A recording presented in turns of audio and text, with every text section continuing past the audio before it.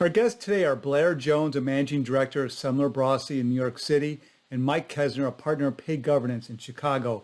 Two of my favorite people. I'm Brock Romanek, today on Zippy Point.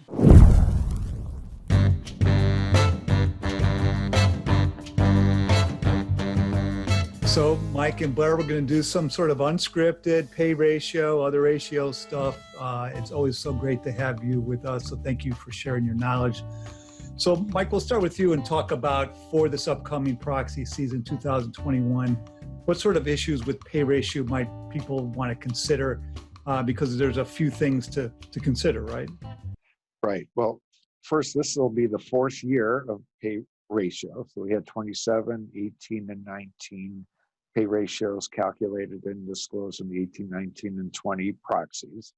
In the SEC rules, you could pick a median employee and stick with that person for 3 years. So of the companies that did pick a median employee 3 years ago, they have to come up with a new employee this year, and they have to redetermine who that employee is. Based on a survey that Deloitte did a couple of years ago, about 48% of companies were selecting a new median employee each year. Because they had collected the data, they found it wasn't as difficult as originally anticipated, so they're able to redo the calculation. So the process is in place.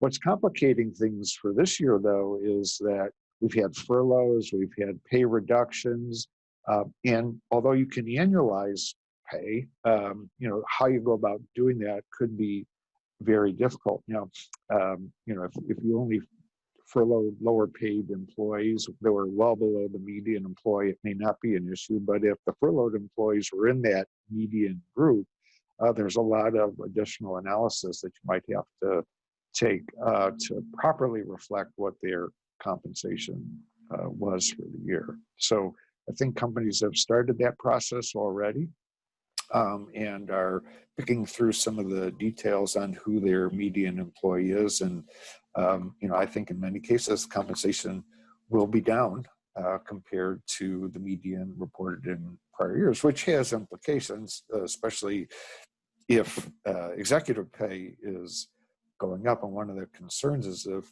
you granted equity in the first 2-3 months of the year, that equity could be very valuable and didn't reflect the drop in stock prices that occurred when the COVID pandemic and the shutdown occurred. And as a result, executive pay may look like it was going up when in fact it wasn't, and median employee pay may look like it's going down. So that'll be something that companies will have to address in the CDNA.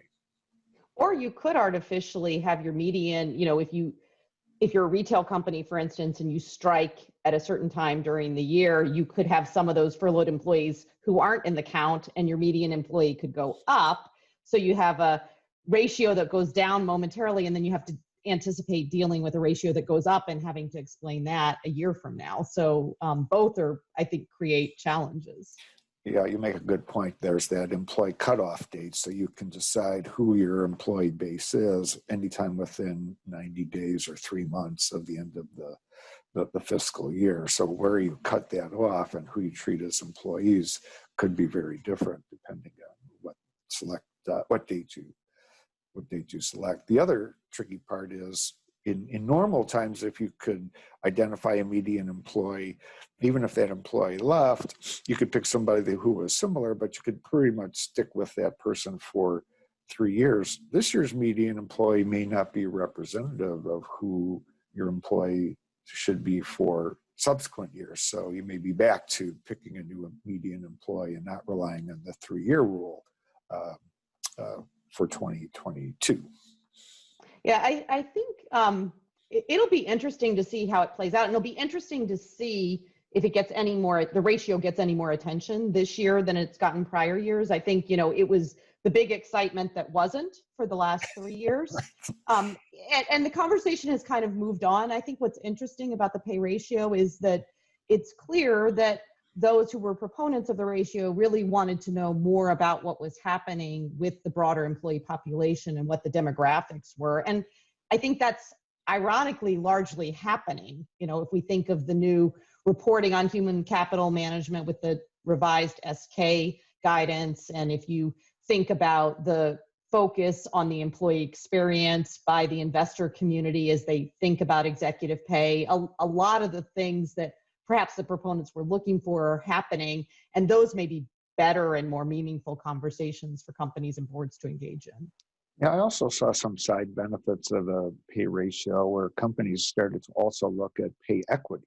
So at the time they were gathering all this data, it was all available. It made it a lot easier to start sorting through whether or not there was any pay disparity based on race, ethnicity, regions of the country. You could look at it a